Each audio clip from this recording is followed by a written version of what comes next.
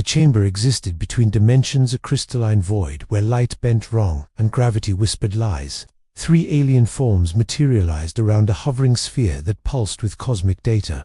The architect, a being of pure geometric thought, its body fracturing and reforming with each calculation. The warden, encased in living metal that remembered every species it had judged. The observer, whose 1,000 eyes had watched civilizations rise and crumble across millennia. They spoke without sound, their consciousness bleeding into shared space as holographic star charts rotated between them. Earth hung there, blue and scarred, a marble of potential chaos. The architect's form sharpened into crystalline certainty. Humanity had reached the threshold, their wars spilling into neighboring systems, their artificial minds growing teeth. The simulation had broken lesser species in hours, some in days. The warden's metal rippled with ancient memory, showing fragments of the Krell who went mad in 30 minutes, the Zynthians who begged for death after 2 hours. The observer's eyes flickered across timelines, probability streams flowing like rivers of light.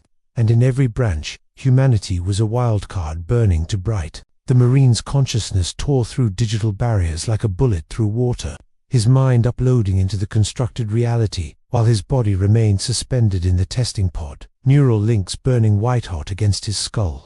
Sergeant Jake Morrison didn't know where he was. One moment, the briefing room. The next, standing on cracked concrete, while a blood-red sky downloaded itself overhead in chunks of corrupted data. The air tasted electric, wrong, like licking a battery made of mathematics.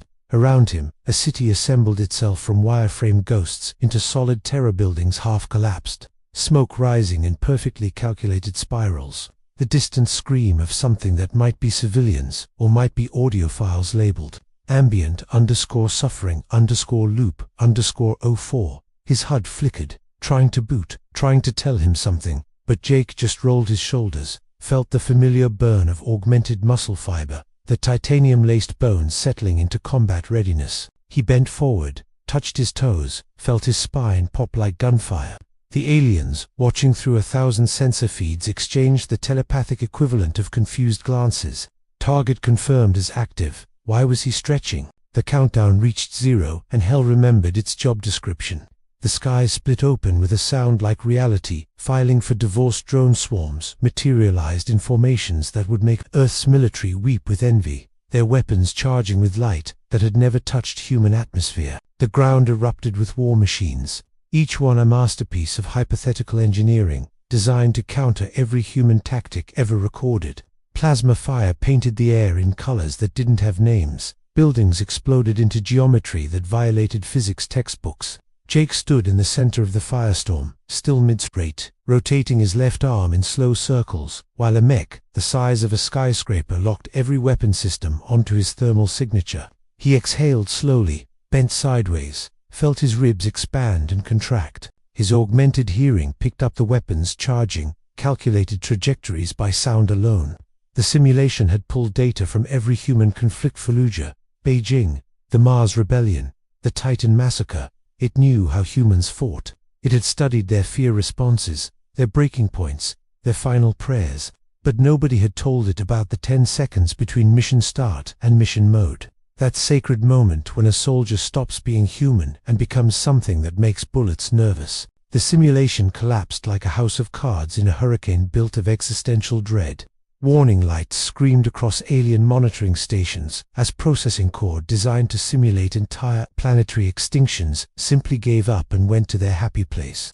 The warden's metal skin rippled with emergency protocols, its ancient systems encountering an error message that translated roughly to "What the actual quantum fuck?" The marine's biometric readings were impossible. His heart rate hadn't increased. His stress hormones were baseline. His neural activity suggested he was bored. 10 seconds, the greatest test in galactic history, designed to push apex predators to their psychological limits, and this human had treated it like a warm-up routine.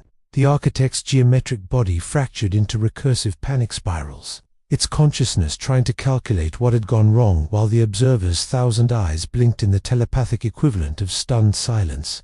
In the pod, Jake Morrison finished his shoulder rolls and opened his eyes, neural foam dripping from his temples. That it felt like a loading screen. The alien council chamber erupted into chaos that transcended language, the architect projecting probability matrices that all ended in fire, the warden pulling files on humanity's military history, each page worse than the last. The observer played footage on holographic displays, scenes that made other species representatives physically recoil. Humans in exoframes punching through starship holes, humans welding weapons to their bodies when their arms gave out, humans dying, using their last breath to trigger deadman switches that took enemies with them. The Krell ambassador, a being of pure logic, ran calculations, and its crystalline form cracked down the middle. They augment themselves, not as reward. As baseline, they consider pain a training tool. The Xinthian delegate, floating in a tank of bioluminescent fluid, pulsed with distress. They have nuclear weapons pointed at their own cities. As strategy, someone pulled up Earth's internet, a chaotic mess of memes, violence, philosophy, and recipes, all screaming at each other in real time. The species that invented the Oxford comma also invented napalm. The beings that created symphonies also created weaponized pathogens. A planet where half the population believed in hope, and the other half trained for apocalypse daily, and nobody could agree which half was which. Jake stood in an arena that materialized from hard light and alien architecture, facing 100 of the galaxy's finest warriors, Krell battle forms that moved like liquid metal, Xinthian shock troops bred for aggression across 2,000 generations, Vex soldiers whose bodies were more weapon than flesh. The crowd of alien dignitaries watched from shielded observation decks, their version of holding their breath rippling through shared consciousness. The architect had demanded this. If the simulation had failed due to error, let the human face real opposition. The observer simply wanted data. The warden wanted to be wrong about what it had seen in Earth's history files. Jake cracked his knuckles, still not wearing armor, just the combat skinsuit they'd provided. His augmented eyes tracking every opponent with the casual efficiency of a man reading street signs. The arena announcer, some crystalline entity with too many vocal cords, declared the trial open. The Marine smiled, just slightly, the expression that human soldiers wore when someone had made a terrible mistake and was about to discover exactly how terrible. Then he moved, and the galaxy learned why Earth's wars had so many graveyards.